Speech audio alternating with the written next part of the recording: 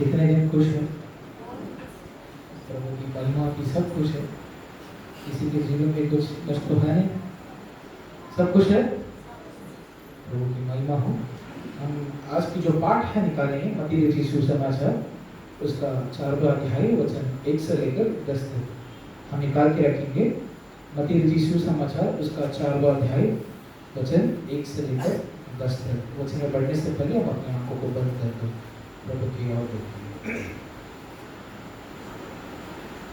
हमारे महान खुदावन आपको हम धन्यवाद देते हैं परमेश्वर। प्रभु इस समय के लिए हम आपको धन्यवाद देते हैं कि परमेश्वर आपके वचन को हम ध्यान करने वाले हैं। राजा परमेश्वर मैं नहीं खुदावन, ये आप है परमेश्वर जो मेरे द्वार में आज के दिन में परमेश्वर आपके वचन को ले पहुंचाने वाले हैं। आपको धन्यवाद देते हैं। जो भी वचन में आज हम मनन करने वाले परमेश्वर, जो भी हमें आज इस वचन के द्वारा हमारे जीवन में सीख मिलने वाली, उस वचन के अनुसार परमेश्वर हम अपने जीवन में आगे बढ़े और परमेश्वर हर एक समय में आपके वचन के साथ हम जुड़े रहें। इस छोटी सी विनती को सुन और ग्रहण कर मसीह के नाम से मांगते हैं, आमीन। जब हम इस पाठ को पढ़ते हैं तो एक कॉमन सा पाठ है जो हम सभी को पता है। यहाँ पर किसकी परीक्षा ली जा रही है? यीशु मसीह की परीक्षा ली जा रही है। तो हमारे जीवन में भी बहुत समय ऐसे होते हैं कि हमारे साथ भी इस परीक्षा की द्वार से हम आगे बढ़ते हैं। जब हम इस पाठ को पढ़ते हैं, एक ऐसा सिचुएशन है, एक सुनसान जगह पे हम खड़े हैं और हमारी मदद के लिए कोई हमारे साथ नहीं है। तो अधिक समय हमारे जीवन में ऐसा होता है कि हम अकेलापन महसूस करते हैं। सबके जीवन में एक ऐसा पड़ाव होती है जहाँ पर हम अकेला रहते हैं, लेकिन हमारे मदद के लिए हमारे साथ कोई भी नहीं खड़े रहते हैं। हम सबके ऊपर इतना व्यक्तिगत रूप में हम इंसानों के ऊपर इतना विश्वास रखते हैं, एक अंधे विश्वास के साथ हम इनके ऊपर इतना भरोसा रखते हैं कि हमारे मुसीबतों के समय में यही व्यक्ति, यही परिवार हमारे साथ खड़ा होगा। लेकिन जब परिस्थिति बदल जाती है तो इंसान भी बदल जाते हैं। हालेलुया। कितने जन के जीवन में ऐसा हुआ है कि हमने पूरा विश्वास रखा था, लेकिन एक परिस्थिति ऐसा आई कि कोई भी मेरे साथ खड़े नहीं थे। कितने जन के साथ हुआ है? मेरे साथ तो हुआ है। सबके साथ एक ऐसे एक टाइम होती है जहाँ पे हम बहुत भरोसा करते हैं किसी व्यक्ति के ऊपर या अपने परिवार के ऊपर, अपने दोस्तों के ऊपर, अपने भाई बहन के ऊपर। हम पूरे अपने, हम ऐसा भी कह सकते हैं कि मेरे भाई के लिए मैं अपने आप को भी कुर्बान कर दूंगा, उस व्यक्ति के लिए मैं अपने जीवन को भी देने के लिए तैयार हूँ। लेकिन जब हम उस परिस्थिति में खड़े रहते हैं, हमें मदद करने के लिए कोई सामने नहीं आता है। सिर्फ एक ही व्यक्ति है जो हमारे सताव के समय भी हमारे साथ रहता है, वो है हमारा यीशु मसीह। हमेशा हम ये सोचकर धन्य देना चाहिए कि परमेश्वर, चाहे कोई भी परिस्थिति हो जाए, चाहे कोई भी हालात हो जाए, परमेश्वर हमेशा हमारे साथ खड़े रहते हैं। क्योंकि हम व्यक्तिगत रूप में हर एक व्यक्ति के ऊपर, हम बहुत जन के ऊपर भरोसा रखते हैं। कहीं माता पिता अपने बच्चों के ऊपर भरोसा रखते हैं कि मेरा बच्चा, जो मेरा बेटा हो या मेरा बेटी हो, जो बड़े होकर हमें संभालेगा। लेकिन वही बेटा, वही बेटी जो जिनको वही माता पिता ने संभाल कर एक अच्छे शिक्षक देते हुए, एक अच्छे ज्ञान देते हुए उन्हें बढ़ाकर आगे ले जाते हैं, जब वो बच्चे बढ़ जाते हैं वो उनके ख्याल नहीं रखते हैं।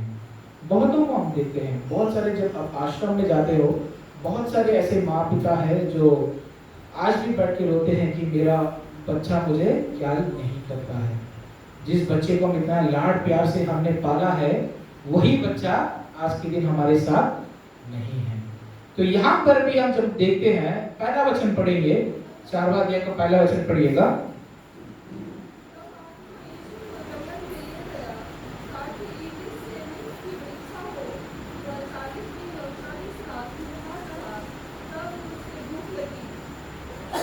यहाँ पर जब हम देखते हैं, पहला वचन पे जब देखते हैं, तब आत्मा यीशु को जंगल में ले गया ताकि शैतान से उसकी परीक्षा हो। तो ऐसे ही एक समय हमारे जीवन में भी होता है जहां पे हमें परखा जाता है, जहां पर हमारी परीक्षा ली जाती है। जब हम दूसरा वचन पढ़ते हैं, हमने देखा 40 दिन उन्होंने क्या किया, 40 दिन और 40 रात। तो वहां पे हम देखते हैं, तो ये 40 दिन और 40 रात कहां कहां पे आपने पढ़ा है? पुराना नियम में भी है और नए नियम में भी लिखा गया है। तो कितने जन को याद है कि किस किस जगह पे इस 40 दिन और 40 रात को आपने पढ़ा है? किस किस को याद है? कहां पर लिखा है, कह सकते हैं? पुराने नियम में कहां पर? हाँ, नोवा के समय में। और कहां पे पढ़े, याद है? जब पुराना नियम में पढ़ते हैं तो वहां पे हमारा पिता हमारे साथ रहता है, और जब नया नियम में पढ़ते हैं यीशु मसीह हमारे साथ रहता है। पुराना नियम में हम देखते हैं उत्पत्ति का उसका 7वां अध्याय 4वां वचन पढ़ेंगे तो वहां पे हम देखते हैं नोवा को जब परमेश्वर ने नाव बनाने कहा था, जब वो बाढ़ आई 40 दिन और 40 रात उन्होंने उस नाव में काटे थे। और उसी तरह निर्गमन में जब पढ़ते हैं 24वां अध्याय और 18 वचन, वहां पे हम देखते हैं मूसा प्रभु के साथ उस पर्वत में प्रभु के साथ 40 दिन और 40 रात बिताता है। उसी प्रकार पहला राजाओं की पुस्तक 19वां अध्याय और 8वां वचन पढ़ते हैं, जहां पर एलिया 40 दिन और 40 रात चलता है। तो इसी प्रकार जब हम देखते हैं पुराना नियम में, जब हम देखते हैं वहां पर हमारे पिता उनके साथ रहता है। और ये जो परीक्षा ली जाती है, ये एक संकट के समय में, एक कष्ट के समय की ओर ये हमें दिलाता है। और वही जगह जब हम नया नियम में पढ़ते हैं, निकालिएगा प्रेरितों के काम उसका पहला अध्याय और 3रा वचन पढ़िएगा। Acts chapter 1 verse 3। उसने उठ उठाने के बाद बहुत से पक्के प्रणामों से अपने आप को उन्हें जीवित दिखाया, और 40 दिन तक वह उन्हें दिखाई देता रहा। कितने दिन तक? 40 दिन तक।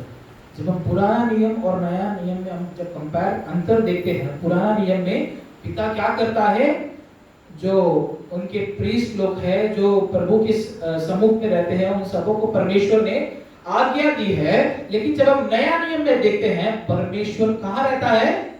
हमारे साथ रहता है, हमारे बीच में मौजूद है। तो कितना अंतर हम देख सकते हैं पुराना नियम में और नया नियम में। परमेश्वर हमें पापों से मुक्त करने के लिए अपना इकलौता बेटा को इस भूमि में भेजा है। तो यहीं पे जब हम देखते हैं, हम एक परिस्थिति ऐसा आ जाती है, हम परीक्षाओं में हम कंफ्यूज रहते हैं। हमारे जीवन में 2 तरीके की परीक्षा होती है। एक है प्रभु के सम्मुख में हमें हमारी परख ली जाती है, हमें हमारी परीक्षा ली जाती है, जहां पे परमेश्वर हमें बल और हमें स्थिर रहने का एक माहौल बनाता है, हमें आगे ले जाने का एक सिचुएशन क्रिएट करता है। वही दूसरे जगह पे जब हम देखते हैं, शैतान भी हमें परीक्षा लेता है, शैतान भी हमारे परीक्षा लेता है। याकूब का पहला अध्याय 12वां से लेकर 14 वचन तक पढ़िएगा। याकूब का 12वां अध्याय, याकूब का पहला अध्याय 12 से लेकर 14 वचन तक पढ़िएगा।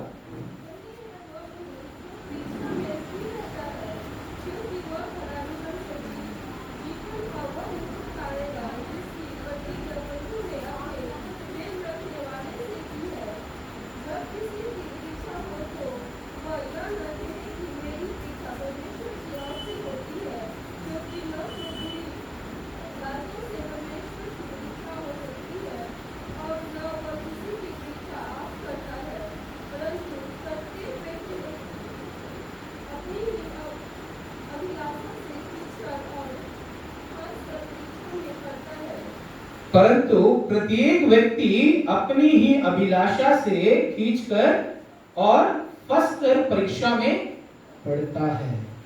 तो जब हम ये वचन पढ़ते हैं, ये सिचुएशन हम खुद क्रिएट करते हैं। हमारे मन में इच्छा पैदा हो जाती है कि प्रभु मुझे ये चाहिए, इस चीज की जरूरत है, तो इसलिए मैं प्रार्थना करता हूं।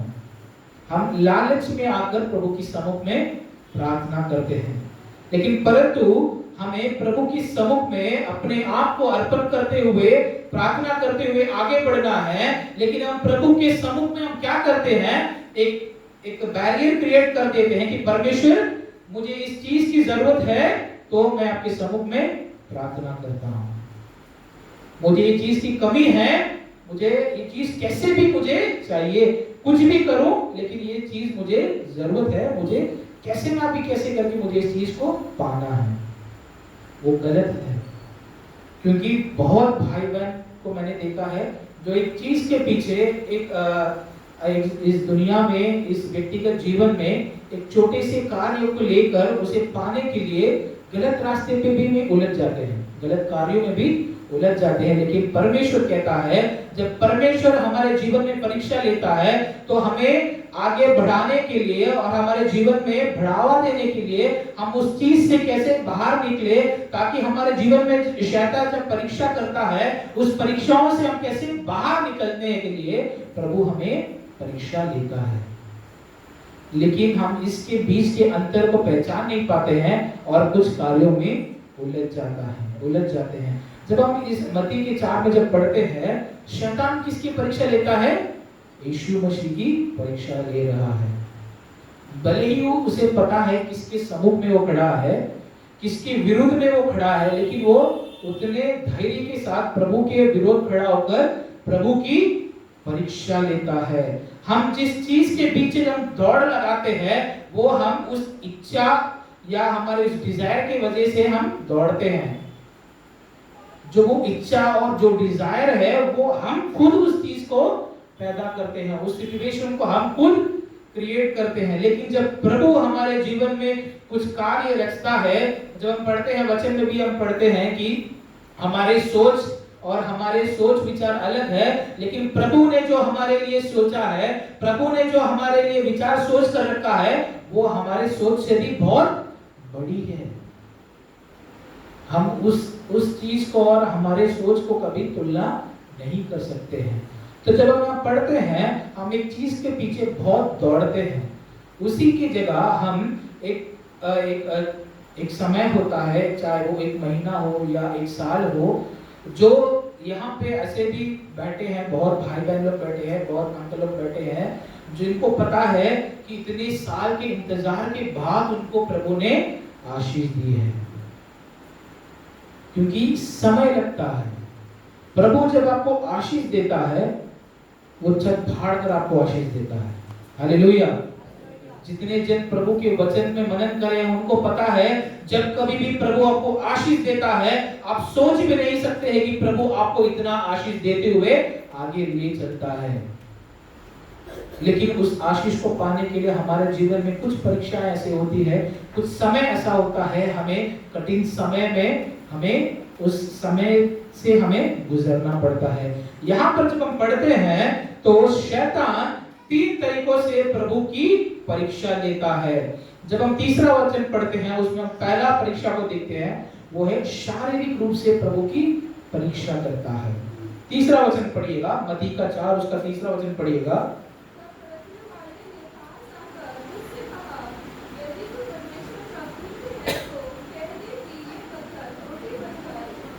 तो वहां वो शैतान परमेश्वर को क्या कहता है?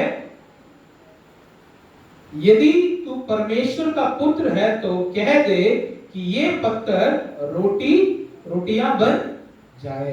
तो यहाँ पर जब देखते हैं, वो क्या करता है, उनको फिजिकल रूप से परमेश्वर को टेम्प्ट करने की कोशिश कर रहा है। यहाँ पे जब इस वचन को अपने रीति से जब आप पढ़ते हो, तो शैतान हमारे जीवन में जो हम विश्वास के साथ प्रभु के सम्मुख में आगे बढ़ रहे हैं, हमारे विश्वास को कमजोर करना चाहता है, हमारे विश्वास को तोड़कर हमें प्रभु से अलग करना चाहता है। तो उस परिस्थिति में हम प्रभु के साथ कैसे जुड़े रहे? क्योंकि हमेशा प्रभु यही चाहता है, चाहे कुछ भी हो जाए, हमारे बेटा या बेटी मेरे साथ खड़े रहे। क्योंकि जब प्रभु आपको परखता है तो आपको आशीष देने वाला है। हम पढ़ेंगे व्यवस्था विवरण, उसका 8वां अध्याय और तीसरा वचन पढ़िएगा। व्यवस्था विवरण उसका 8वां अध्याय।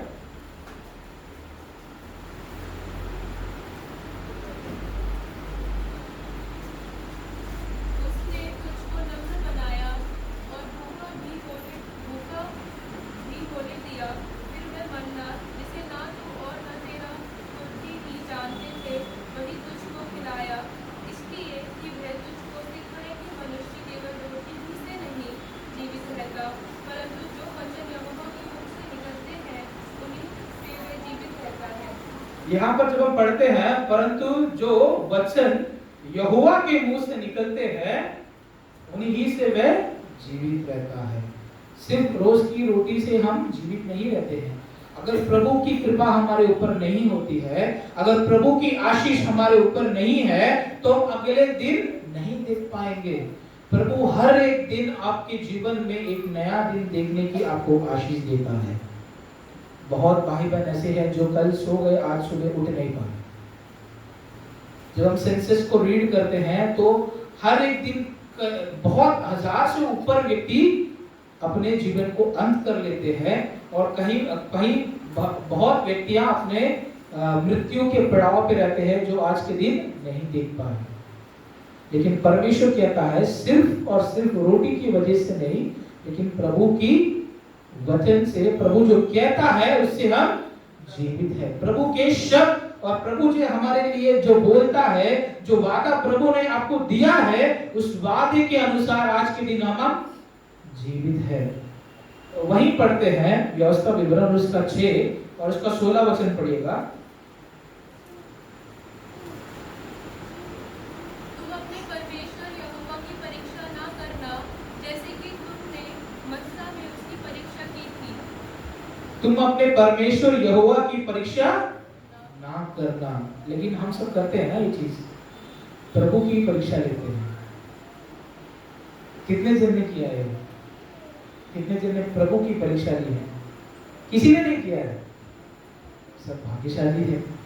अच्छा है कि आप किसी ने प्रभु को परीक्षा नहीं की है। कि बहुत लोग हम देखते हैं, परमेश्वर मैंने इतना दिन से मैंने उपवास रखकर मैंने प्रार्थना किया है, मैं आपके वचनों में आगे बढ़ता हूँ, लेकिन आपने मुझे, मेरे जीवन में कभी मुझे आशीष मिला ही नहीं है। तो क्या आप मुझसे प्यार करते हो? मुझे पता भी नहीं है कि आप मेरे जीवन में क्या कर रहे हैं। हम प्रभु को प्रश्न करते हैं। कई परिस्थितियों में, कई हालातों में प्रभु को प्रश्न करते हैं। वही होता है प्रभु की परीक्षा करना। क्योंकि चाहे कुछ भी हो जाए, हम उस चीज को अपनाते हुए जब हम आगे बढ़ते हैं तो प्रभु उस चीज को देखता है कि हम कितने शिद्दत के साथ प्रभु को प्रेम और उस प्यार के साथ आगे बढ़ते हैं, बल्कि हम प्रभु के विरुद्ध खड़ा होकर प्रभु से प्रश्न ना करें। हम पढ़ेंगे निर्गमन का 16, 3 और 4 वचन पढ़ेंगे। 3 और 4 वचन, निर्गमन का 16 अध्याय 3 और 4 वचन पढ़ेंगे।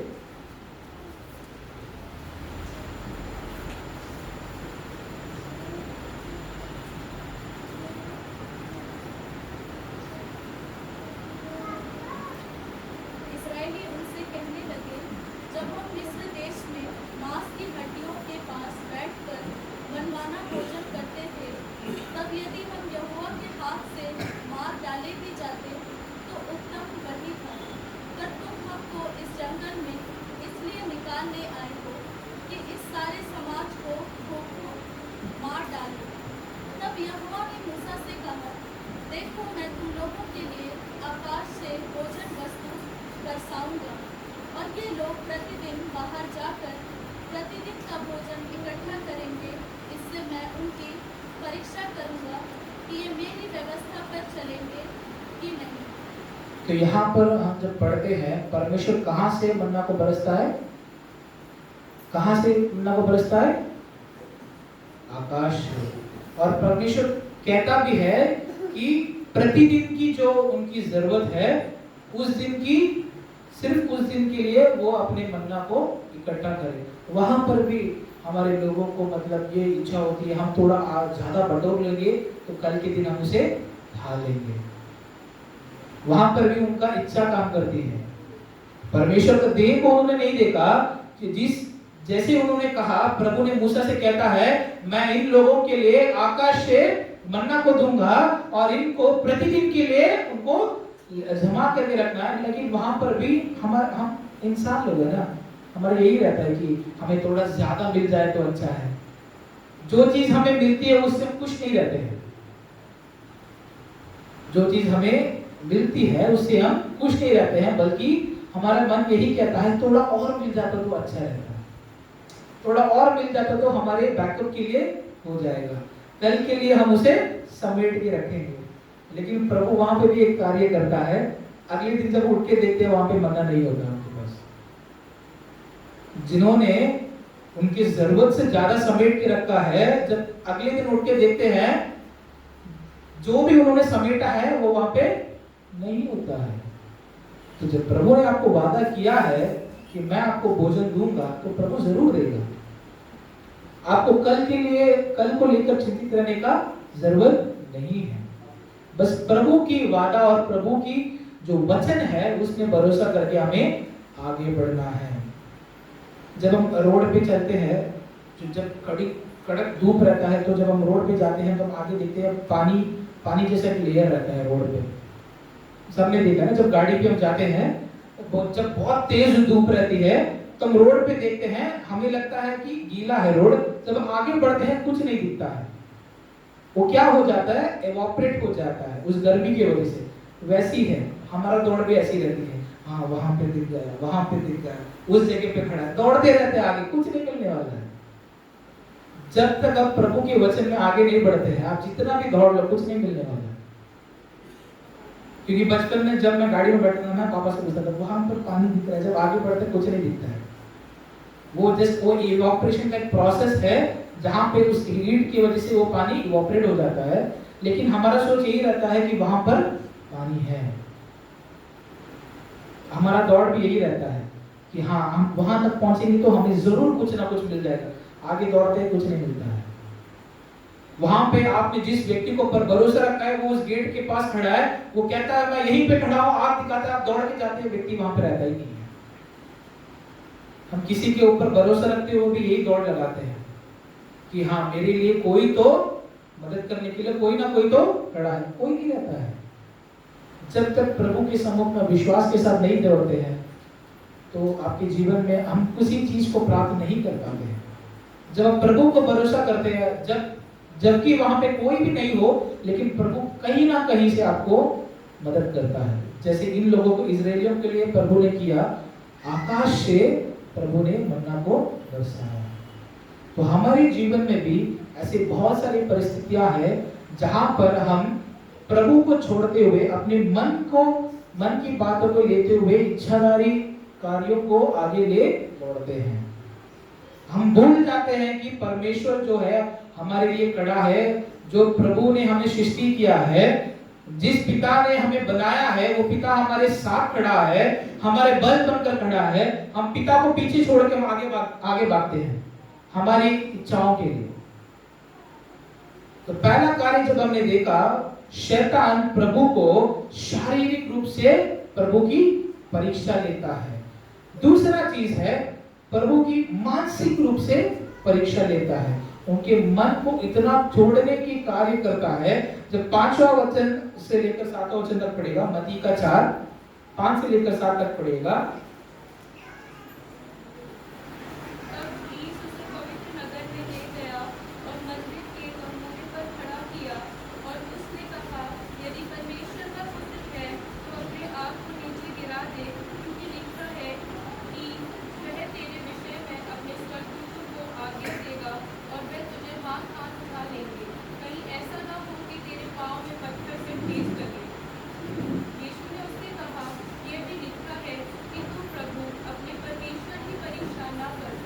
जब हम 7वां वचन पढ़ते हैं, क्या पढ़ा हमने? यीशु ने उससे कहा, यहां भी लिखा है तू प्रभु अपने परमेश्वर की परीक्षा ना कर। लेकिन हम हर रोज वही करते हैं। हालेलुया। मतलब सब करते हैं, प्रभु की परीक्षा सब लेते हैं। जब शैतान प्रभु को कहता है, आप जब भी वचन पढ़ते हो आप ध्यान से देखना, तो वो एक शब्द को यूज करता है। यदि तू परमेश्वर का पुत्र है, उसे पता है, खुदावन उसके सामने खड़े हैं, लेकिन तब भी वो एक वर्ड को हमेशा दोहराता है, यदि तू परमेश्वर का पुत्र है तो ये चीज करके दिखा। और प्रभु को क्या कहता है, 6वां वचन पढ़ेंगे। और उसने कहा, यदि तू परमेश्वर का पुत्र है तो अपने आप को नीचे गिरा दे, क्योंकि लिखा है कि वह तेरे विषय में अपने स्वर्गदूतों को आज्ञा देगा और वे तुझे हाथों हाथ उठा लेंगे, कहीं ऐसा न हो कि तेरे पाँव में पत्थर से ठेस लगे। तो हमारे जीवन में एक ऐसा परिस्थिति होती है जहां पर कुछ लोग ऐसे होते हैं जो आपको लगता होगा वो आपकी भलाई कर रहे हैं, लेकिन वो ये चाहते हैं कि आपको एक अच्छे स्थान तक ले जाए और वहां से आपको नीचे गिरा दे। क्योंकि इस दुनिया में ऐसे भी लोग हैं जो अपने बढ़ोतरी के लिए दूसरे की नुकसान करने के लिए तैयार है। हमारे बढ़ोतरी के लिए, हम कुछ चीज में सफल पाने के लिए, कुछ व्यक्ति ऐसे भी हैं जो दूसरों को नीचे गिराने के लिए भी तैयार है। तो वैसे ही यहाँ पर शैतान प्रभु के सम्मुख में आकर पूछता है कि आप अपने आप को यहाँ से नीचे आप गिर जाओ, या प्रभु की मानसिक रूप से प्रभु की परीक्षा लेता है। भजन संहिता 91 उसका 11 और 12 वचन पढ़ेंगे। भजन संहिता 91 उसका 11 और 12 वचन पढ़िएगा। क्योंकि वह अपने दूतों को तेरे निमित्त आज्ञा देगा कि जहाँ कहीं तू जाए वे तेरी रक्षा करे, वे तुझको हाथों हाथ उठा लेंगे, ऐसा न हो कि तेरे पाँव में पत्थर से ठेस लगे। तो यहाँ पर परमेश्वर हमें वादा देता है। 11 वचन फिर से पढ़ेंगे हम। क्योंकि वह अपने दूतों को तेरे निमित्त आज्ञा देगा कि जहां कहीं तू जाए वह तेरी रक्षा करेगा। हालेलुया। कितने जन इस वचन में विश्वास करते हैं? बहुत कम जन विश्वास करते हैं। तो सब सो गए नहीं ना? सब बढ़िया है। तो परमेश्वर हमें एक वादा देता है कि प्रभु, हम जहां कहीं भी होंगे प्रभु हमें रक्षा करेगा। प्रभु का ये हमारे जीवन में वादा है। जब हम वचन की रीति से आगे बढ़ते हैं, जब हम वचन को ध्यान करते हैं, तो हम बहुत सारे कार्यों को सीखते हैं कि प्रभु हमें आज्ञा देता है, प्रभु हमें वादा भी देता है, प्रभु उस वादे को पूरा भी करता है। हमारे हिंदी कलीसिया के इस साल का प्रॉमिस वर्ड क्या है? मतलब हर एक साल में एक कोड होता है ना, मतलब ये द ईयर ऑफ सेटिस्फैक्शन। तो वैसे इस साल का वादा क्या है? आप सबों को एक वचन मिला होगा, एक बोर्ड मिला होगा सबके घर पे एक नए साल में। तो प्रभु ने क्या वादा किया?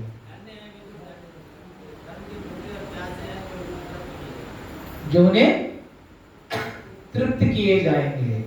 तो इस साल जब हमने उस वचन को पढ़ा है, तो परमेश्वर ने हमें वादा दिया है, ये साल आपके जीवन में एक तृप्त का वर्ष होने वाला है। भले ही आधा साल खत्म हो चुका है, हम अभी भी बैठ के यही सोचते हैं कि परमेश्वर आधा साल बीत गया है और 6 महीने बचे, 6 महीने भी नहीं और 5 महीने कुछ दिनों बचे हैं, अब तक तो कुछ वादा किया नहीं, पूरा हुआ नहीं है और कहां से होने वाला है। ये जो अविश्वास है, इसे आप दूर हटाकर प्रभु की वचन में पढ़कर प्रभु की उस वादे के अनुसार जब आगे बढ़ते हैं, जरूर प्रभु आपको जो वादा किया है जरूर पूरा करेगा। हालेलुया। कितना जन विश्वास करते हैं कि प्रभु ने जो वादा किया है जरूर पूरा करेगा?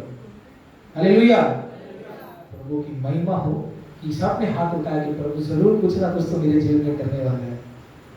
तो हम जब कभी भी हमें कुछ परखा जाता है, जब कभी भी हमारी परीक्षा ली जाती है, हम बहुत बड़े कार्यों में नहीं बल्कि छोटे कार्यों में हमारे विश्वास को तोड़ देते हैं। छोटे छोटे कार्यों से हमारा विश्वास हट जाता है। ऐसा नहीं होता कि इतना बड़ा काम प्रभु ने मुझे दिया है, मैं ये जरूर करूंगा। उस चीज में आप कभी विश्वास कमजोर नहीं होते। छोटे छोटे चीजों में, जो चीज को उस चीज के लिए लड़ने का जरूरत ही नहीं है, उस कार्य को लेकर हम झगड़ा करते हैं उस कार्यों में हमारे विश्वास कमजोर हो जाती है। जब कभी भी कुछ कष्ट पहुंच जाता है तो आपकी विश्वास कमजोर हो जाती है। परमेश्वर मेरे ही साथ इतना सताव क्यों होती है, परमेश्वर मेरी जिंदगी में मुझे क्यों इतना झेलना पड़ता है। जो इंसान पाप करके घूमता है उसको तो नौकरी लग गई, वो तो अच्छा खासा जी रहा है, अपना जिंदगी अच्छा से काट रहा है। मैं तो आपके वचन पे ध्यान देता हूँ लेकिन मेरे जीवन में ना कुछ कमा रहा हूँ, ना कुछ मुझे भोजन मिल रही है, मुझे सिर्फ और सिर्फ सताव मिल रही है। सबके जीवन में ये होगा, मैंने भी सोचा है।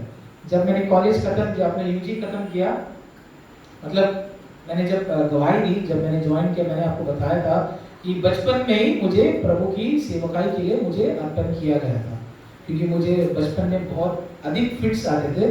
जैसे ही मुझे प्रभु की सम्मुख में अर्पण किया तब से लेकर अब तक मुझे कभी फिट्स आया नहीं, बल्कि मुझे पता है कि प्रभु की सेवकाई में जाना है। जैसे कि मैंने अपने यूजी कंप्लीट करने की एक फाइनल स्टेज में था, मेरा मन बदल गया कि हाँ चलो बीसीए तो कंप्लीट किए हैं, तो जब हम आगे जाके काम करेंगे अच्छे खासे कमा लेंगे हम। क्योंकि आज के जब आप देखते हो तो फुल टेक्नोलॉजी बदल गया है, फुल टेक की ओर चल रहा है, कंप्यूटर सिस्टम, कोडिंग उसी की रीति में आगे बढ़ रहा है। तो मैंने बोला ठीक है चलो पीजी हम ऑनलाइन में कर लेते हैं, कि लॉन्ग डिस्टेंस में कर लेते हैं हम डिस्टेंस कोर्स, और हम कुछ काम करके कमा लेते हैं।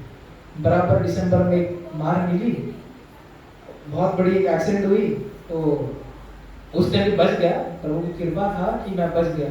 उसे एक हफ्ता पहले सेम जो मेरा साथ हादसा हुआ, वही हादसा एक लेडी के साथ हुआ और वो वहीं पे स्पॉट आउट हो गई।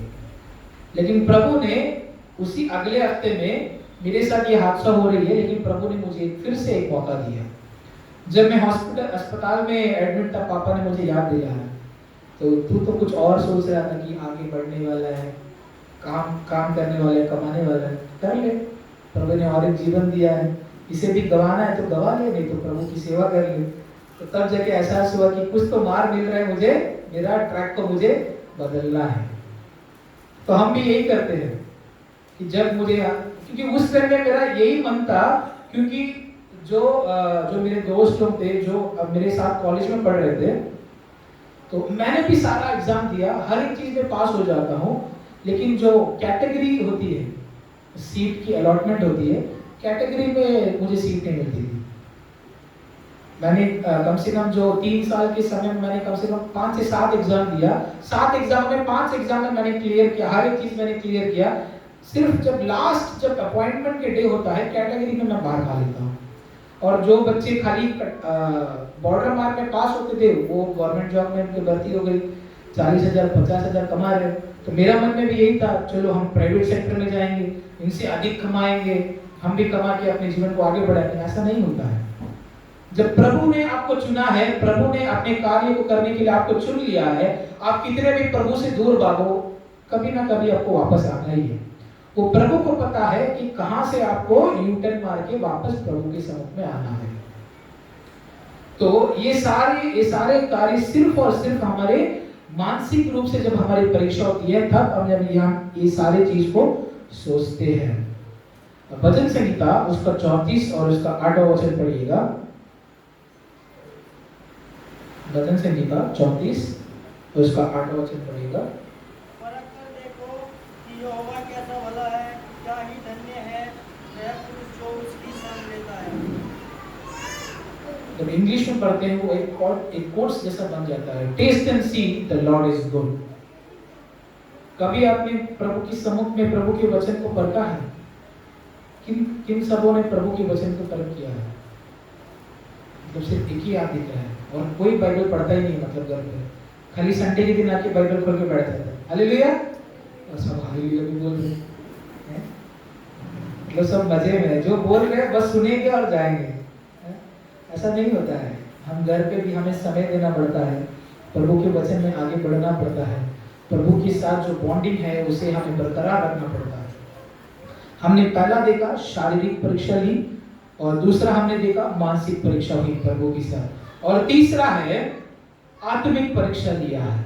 जब हम देखते हैं शैतान प्रभु को एक आत्मिक परीक्षा भी ले रहा है। मत्ती का 4 उसका 9 और 10वां वचन पढ़िएगा। उसने कहा, यदि तू दिन भर मुझे प्रणाम करे तो मैं ये सब कुछ तुझे दूंगा। तब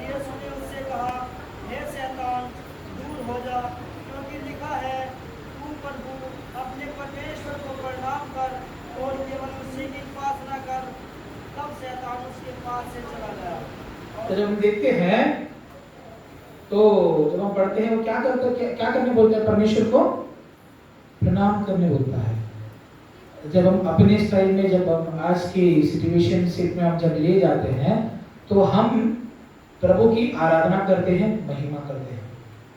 क्या हम पूरे मन के साथ प्रभु की आराधना में हम भाग लेते हैं?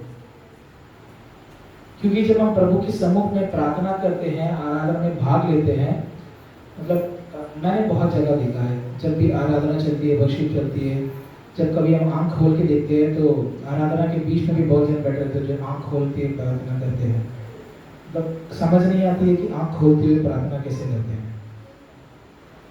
जब बचपन से जब संडे स्कूल जाते हैं, प्रार्थना जब भी बोलते हैं, हम बच्चों को क्या सिखाते हैं? घुटना टेकना है, हाथ जोड़ना है और अपने आंखों को बंद करना है। आराधना के वक्त भी बहुत जन रहते हैं जो खड़े होते हैं, आराधना करते रहेंगे लेकिन उनको नींद आती नहीं, पता भी नहीं चलेगा वो प्रार्थना कर रहे हैं कि खड़े खड़े सो रहे हैं। कितने जन ने वर्शिप के टाइम में सोया है? कोई नहीं है। बढ़िया, जब सब अपने पूरे मन के साथ प्रभु की सम्मुख में उनके धन्यवाद देते, चलो प्रभु आपको आशीष दे। जब हम यहाँ देखते हैं तो वो शैतान क्या करता है? प्रभु को एक आत्मिक रूप से प्रभु की परीक्षा ले रहा है। यही फिर से हम पढ़ेंगे व्यवस्था विवरण उसका 6वां अध्याय और 13वां वचन पढ़िएगा।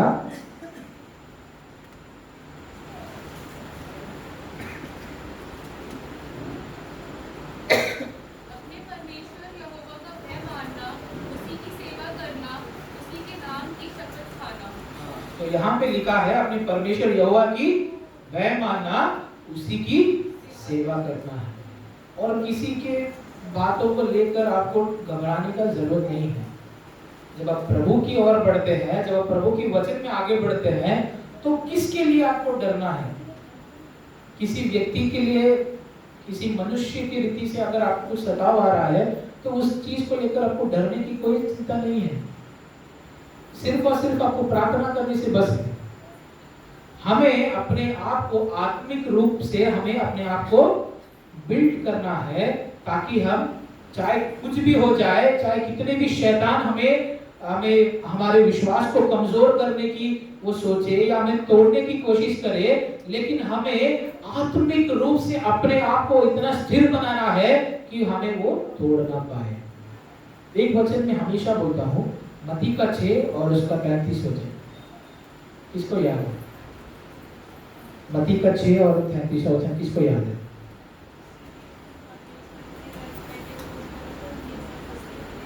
हाँ, सबसे पहले प्रभु को खोजो। जो किसी को याद नहीं, चलो ठीक है, अगली बार से याद रखिए। जब हम पढ़ते हैं ना, ध्यान देते हैं, जब 33 वचन जब पढ़ते हैं, सबसे पहले आप किसको खोजना है? परमेश्वर की राज्य और उसकी धर्म को खोजो, बाकी अन्य चीजें, अन्य वस्तु आपको दी जाएगी। तो यहाँ पर भी वही है, परमेश्वर एक विश्वास की वचन को देता है। सिर्फ और सिर्फ आपको करना क्या है? प्रभु के सम्मुख में रहना है और प्रभु के ऊपर अपने भरोसा को रखना है, और कुछ नहीं करना है आपको, बाकी सब प्रभु संभालेगा। क्योंकि हम कहीं समय पे हम इस दुनिया रीति के इस मतलब वर्ल्डली थिंग्स के लिए हम क्या हो जाते हैं? गिर जाते हैं। कुछ डिजायर्स के लिए हम क्या हो जाते हैं? गिर जाते हैं। तो एक छोटा सा एग्जांपल देता हूँ। अगर मैं एक चॉकलेट का पैकेट लेके खड़ा हूँ, अभी मैं उस चॉकलेट के पैकेट को एक बच्चे के सामने मैंने रख दिया, तो कितना चॉकलेट उठाएगा? अपने मुट्ठी भर के उठाने की कोशिश करेगा। तो यही पे मैं अगर एक टीनेज या जैसे युवक भाई बहन है, उनके हाथ पे चॉकलेट के बैग देता हूँ, तो वो क्या करेंगे? वो भी वही सोचेंगे जितना मिलता है निकाल लेंगे। अगर यही आप प्रभु के सम्मुख में दे देते हैं तो प्रभु आपको कितना आशीष देने वाला है? किसी ने कभी सोचा इस चीज को? हम सिर्फ अपने हाथ भर पे जो आने का चीज है, जो आशीष सिर्फ हम ले सकते हैं, सिर्फ हम उसी को उठा रहे हैं। जब आप प्रभु के हाथों में अपने जीवन को सौंप देते हैं तो प्रभु का हाथ कितना बड़ा है, प्रभु आपको कितना आशीष देगा। तो ये सारे चीजों को हमें सोचना पड़ता है। हम सिर्फ और सिर्फ अपने हाथ में कितना आने वाले हैं, हाँ मुझे एक 10 चॉकलेट मिलेगी, हाँ बस है, खुशी है, सुबह से शाम तक मैं खा लूंगा, खत्म। आप सोचो अगर परमेश्वर आपको कुछ आशीष देता तो छत फाड़ के देता है। क्योंकि जितना भी हमने बाइबल में इस पवित्र शास्त्र में जब भी हम पढ़ते हैं, जितने जन के जीवन में सताव आए हैं, उस सताव के बाद परमेश्वर जब उनको आशीष करता है, उनको 100 गुना आशीष मिलती है। हालेलुया। तो हमें ये विश्वास क्यों नहीं है कि हम जब प्रभु के हाथों में अपने जीवन को सौंप देते तो प्रभु हमें 100 गुना आशीष देने वाला है। लेकिन नहीं, हमें सिर्फ 10% चाहिए, हमें 100 गुना आशीष की जरूरत नहीं है। बस हमें आज की रोटी मिल गई, बस है। बस हमें एक समय का कुछ हाँ खुशी की माहौल बन गई, बस है। मतलब हम आगे का कभी सोचते नहीं है, बल्कि परमेश्वर खुद कहता है आज के लिए जियो, आज का दिन का आप सोचो। लेकिन परमेश्वर ये भी कहता है सबसे पहले परमेश्वर को खोजो, तो कल के दिन की सोच की जरूरत नहीं है। लेकिन हम कभी भी, हम इंसान का सोच यही रहता है, हम हमेशा कल के लिए सोचते हैं। आज की जिंदगी कोई नहीं जीता है, क्योंकि हम मेहनत करते हैं कल के लिए, आज के लिए नहीं।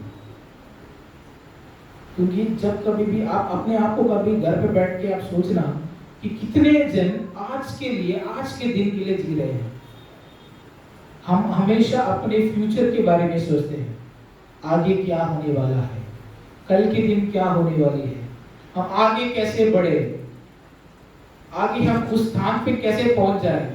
लेकिन आज जो आपको मिल रही है, आज जो प्रभु आपको आशीष दे रहा है, उसको तो आपने छोड़ दिया, मतलब उसको ख्याल भी नहीं करते हो।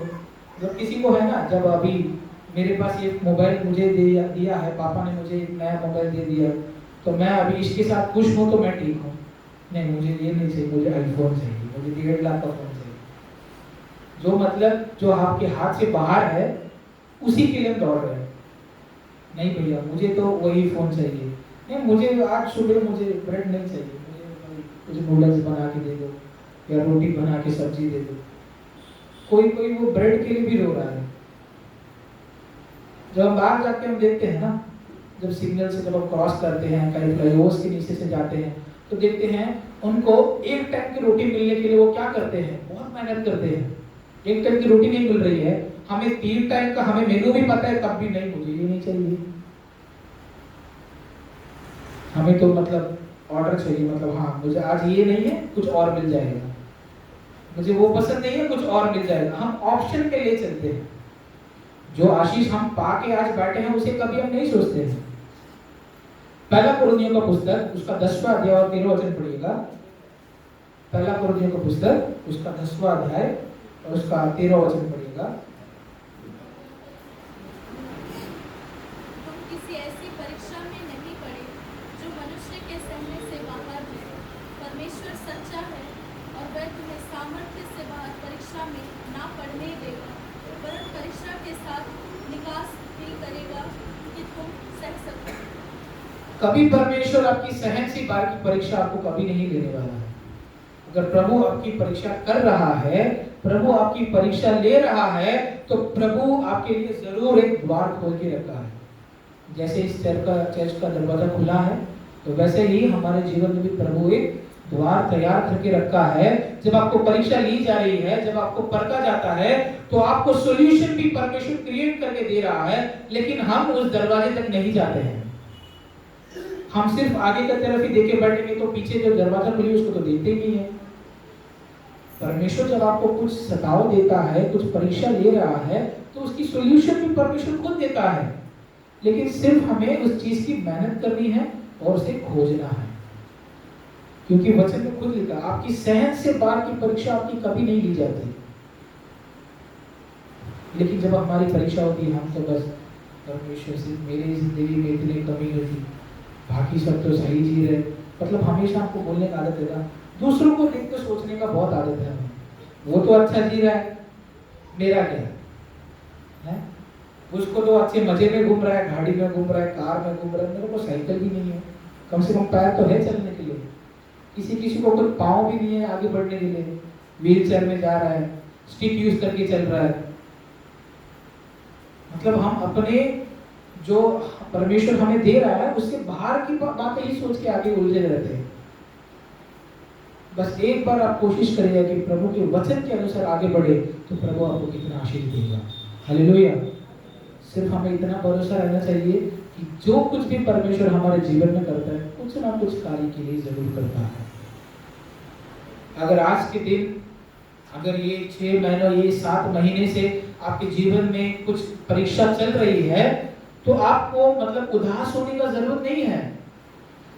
बस इस विश्वास के साथ आगे बढ़िए कि आने वाले दिनों में प्रभु मुझे 100 गुना आशीष देने वाला है। हालेलुया। कितने जन विश्वास करते हैं कि आने वाले दिन में प्रभु मुझे आशीष देगा? प्रभु की धन्य हो कि सब भरोसा करते हैं, लेकिन कभी प्रभु की परीक्षा मत कर लेना, क्योंकि प्रभु आपकी परीक्षा ले रहा है तो आपको आगे बढ़ाने की सोचता है। लेकिन आप कभी ये मत सोचना कि प्रभु से प्रश्न करें और प्रभु की परीक्षा ले, क्योंकि यहाँ पर जिस किसी की भी परीक्षा ली गई है, जैसे अब्राहम को देते हैं, इतने सालों बाद प्रभु ने उनको आशीष किया, और प्रभु खुद कहता है कि आप ईसा को लेके जाओ और कुर्बान कर दो। प्रभु क्या किया उस जगह पर? जब हम देखते हैं प्रभु उनकी परीक्षा ली कि हम कितने विश्वास के साथ अब्राहम प्रभु की विश्वास की और उस विश्वास की रेस पे आगे बढ़ रहा है। लेकिन अब्राहम ने उस विश्वास के रेस में जीता। आज हम बोलते हैं हम अब्राहम के संतान हैं, कहते हैं ना, हम किसके संतान हैं? अब्राहम के संतान हैं। कितना बड़ा आशीष है। तो वो विश्वास अगर आपके जीवन में होगा तो आपके जीवन में कितना बड़ा आशीष आपको मिलने वाला है। तो वो विश्वास के साथ हमें आगे बढ़ना है कि प्रभु जो कुछ भी करता है हमारे भलाई के लिए करता है, और प्रभु हमें बढ़ोतरी देने वाला है। हालेलुया। प्रभु की महिमा हो और प्रभु आप सबों को आशीष दे। आमीन।